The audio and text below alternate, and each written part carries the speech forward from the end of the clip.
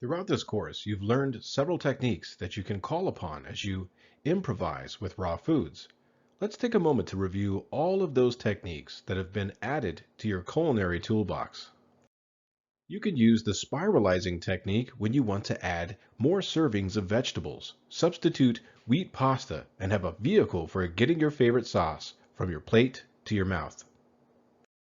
Salt can be used to tenderize vegetables. It draws some of the water out of veggies, changing the texture from crisp to tender and pliable like a noodle. Sprouting seeds and lentils provides fresh greens right on your countertop.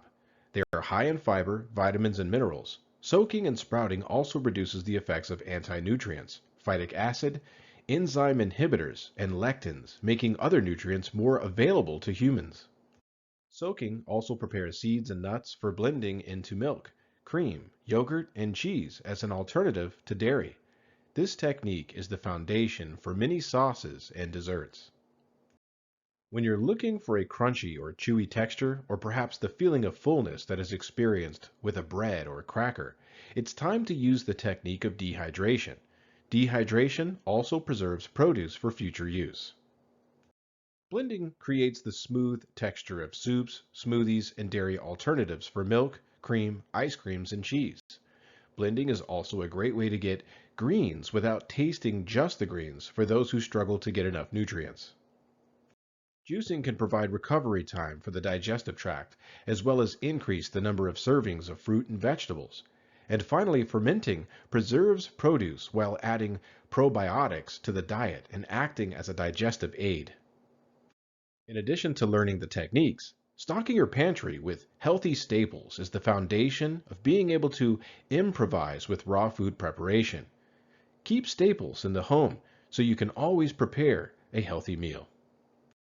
It's a good idea to keep frozen organic fruit and vegetables on hand for those days when you don't have time to get fresh produce from the market.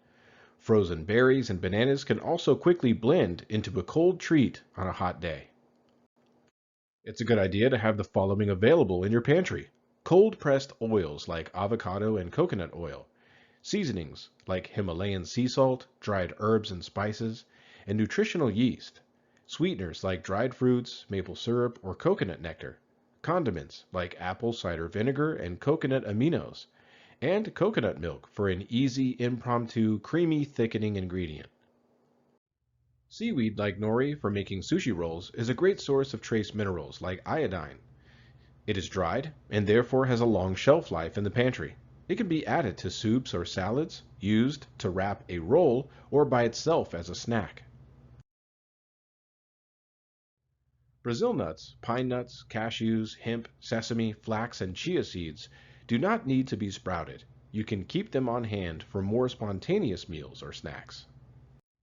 Because some techniques like sprouting or dehydration require advanced preparation, spontaneity and creativity with raw foods is different and may take some adjustment. Nuts that do not need to be soaked can be prepared ahead of time. Dehydrated for snacking. Soak and then dehydrate walnuts, pecans, almonds, pumpkin, and sunflower seeds. Then keep them on hand for snacking and meal preparation. You can make some items like nut butters ahead of time and store them in the refrigerator or freezer for longer storage. You can rotate the nuts. You have soaking and preparation for nut milks, so you always have fresh nut milk.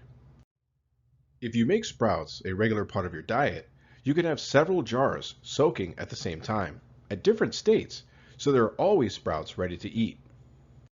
You may also want to always have some type of fermented vegetable in your refrigerator for the intense flavor and the probiotics.